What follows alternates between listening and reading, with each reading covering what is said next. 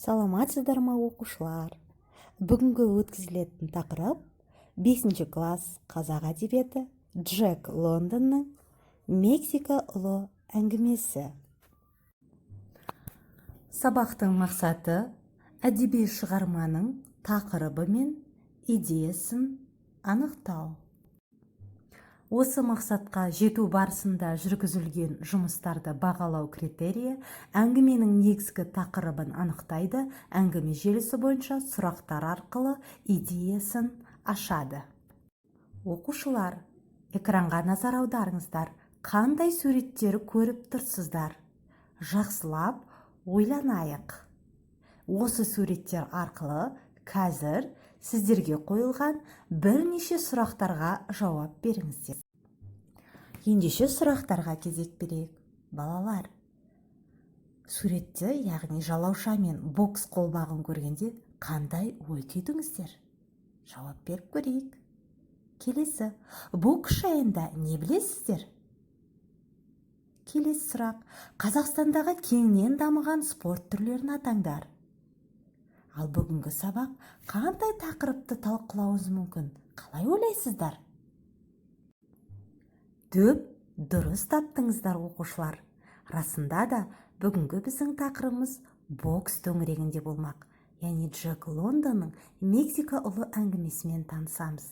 Джек Лондонның кім болғандығы, оның қандай шығармалары бар екендігі, жалпы осы әңгіме Мексика ұлы әңгімесі не туралы екендігін білетін боламыз.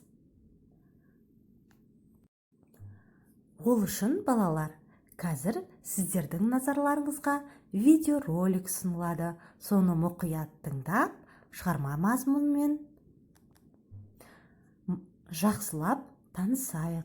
Ол үшін мұқият түрде тыңдап, зейінімізге сақтап отырайық. Джек Лондон 1876-1916 жылдар аралығында ғұмыр кешкен әйгілі американ жазушысы. Жазушының атағын әлемге танытқан шытырман оқиғалы әңгіме повестері мен романдары. Қаламгердің балалық шағы қиыншылықпен өтеді. Ерте жастан әртүрлі жұмысқа жалданады. Болмашы қаражат үшін жанталасатын ауыр еңбекті басынан өткереді. Күнкөріс қамымен теңізде балық аулау ісіне де араласады. Алтын іздеушілер мен Аляска аралдарына да сапар шегеді. Жазушының еңбек жолындағы сан қилы сапары оған мол тәжірибе мен өмірдің көп қырын тануға мүмкіндік жасайды. Талантты жазушы өзінің шытырман оқиғалы шығармаларының көбін бастан кешкен, өмірді көрген түйгендеріне негіздеп жазады. Шығармаларында қилы сәттер мен қиыншылықтарда ашылатын адам болмысын көрсетуге, адамның ішкі зор қуатын танытуға күш салады. Жазушының Аяздың балалары, Қарғызы, Ағазу, Солтүстік жорығы, Өмірге құштарлық, Мартин Иден, Қызғылт оба, оның әкесінің құдайы, Жолда жүрген жолаушылар үшін, Тыртық адам, Темір өкші, Айлы алқап, Терегей теңіз аттаныс тағы басқа үздік шығармалары қазақ тіліне аударылған. Жазушының қысқа да мазасыз өмірінде басынан өт көргендері, маңайынан алған әсері шығармаларының қызықты да мазмұнды сюжетінің алтын арқауына айналған.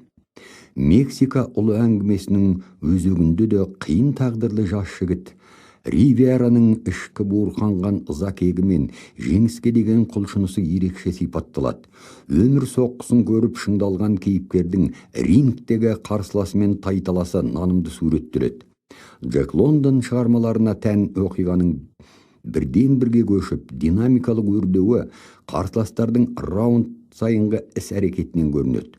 Оқушыны шығарма соңына қызықтыра жетелейді. Шығарманың негізгі кейіпкері Ривераның іс-әрекет арқылы әділетсіз қоғамда әділдікке тек қайтпас қайсарлық пен жасымас жігер арқасында ғана қол жеткізуге болатынын көрсетеді. Боксшылар рингке алғаш көтерілгеннен бастап, соңына дейін төреші мен барша көрермендердің бір жақты қолдауына ие болған Дэнни Уортты да, басқа кейіпкерлерді де құлшындырар негізгі күш ақша. Әділетсіз қоғамдағы қуатты күш ақша екендігін қаламгер әшкерелей отырып, одан 1000 есе күшті қуат көзі адамның жүрегінде өзіне деген сенімі мен мұқалмас мақсатында екендігін танытады. Жарайды балалар, мінекей біз Мексика ұлы әңгімесінің мазмұнымен таныстық. Ендеше осы әңгіме желісі бойынша бірнеше сұрақтар тест түрінде қояйын. Қанекей дұрыс жауабын тауып көрелік. Джек Лондон қай елдің жазушысы? Ресей, Англия, Франция немесе Америка? Жарайды, ендеше келесі сұрақ. Дэнни Уорд не үшін айқасады? Елі үшін, ақша үшін, Мексика елінің азаттығы үшін? Жауаптардың бірі де дұрыс емес. Қанекей кім жылдам, кім жауап береді екен? Дұрыс жауабы қайсы деп ойлайсыздар? Келесі сұрақ. Адамдардың мүрдесі қайда жөнелтілді? Тынық мұхитына, Гуателпе, Веракруске, Ревилья, Хихидоға. Яғни адамдардың мүрдесі қайда жөнелтіліп отырды екен? Ревирияның есінде қалған жайттарды есімізге түсіріп көрелікші. Қанекей балалар, қайда жөнелтілді деп ойлайсыздар? Жақсы, келесі сұрақ. Мексикалықтың соққысы неткен күшті? Кімнің сөзі еді?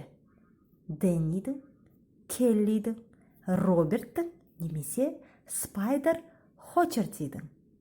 Қанекей, кімнің сөзі еді бұл сөздер? Мексикалықтың соққысы неткен күшті? Есімізге түсірейікші. Соңғы сұрақ. Аппақ терісі жып-жылтыр, ширақтық пен серпінділік, күш қайрат тұла бойына сыймай тұрғандай. Бұл кімнің портреті? Ривира, Роберт, Келли немесе Дэнни? Қанекей кім жылдам, кім жауап береді екен? Қай оқушы бізде жылдам, тез, дұрыс нұсқасын таңдайды екен? Жарайсыздар балалар. Барлықтарыңызда сүрінбей дұрыс жауаптарын тапты деген ойдамын. Жақсы, олай болса сұрақтар айдарын келесі тест сұрақтарынан кейінгі ашық сұрақтарға берейік. Ривираның жеңуіне оның ішкі сенімділігі мен Мексикаға деген махаббаты себеп болды деген пікірмен келісемісің, досым? Қалай ойлайсың? Осы пікір дұрыс па, немесе бұрыс па? Ривираның жеңіп, Дэннидің жеңілуіне не себеп болды? Соңғы шешуші сұрақ. Шығарманың тақырыбы мен басты идеясы бір-бірімен байланысып, әңгімеден көрініс тапты ма? Қалай ойлайсыздар? Тақырыбы мен идеясы. Егерде назар салып тыңдасаңыздар, видеороликте осы төңірегінде жақсы мағлұмат берген болатын. Қанекей еске түсірелік. Жарайсыздар балалар, бүгін міне біз Мексика ұлы әңгімесімен жақынырақ таныстық деп ойлаймын. Бұл жай ғана Ривира мен Дэннидің арасындағы бокс шайқасы ғана емес еді. Бұлардың арасында үлкен бір дүлей, өзара іштей және сырттай шайқас туралы нақты білдік деген ойдамын. Келесі сабақтарда да әрі қарата толықтырамыз, жұмыстар жүргіземіз. Ендеше әзірше үйге тапсырма.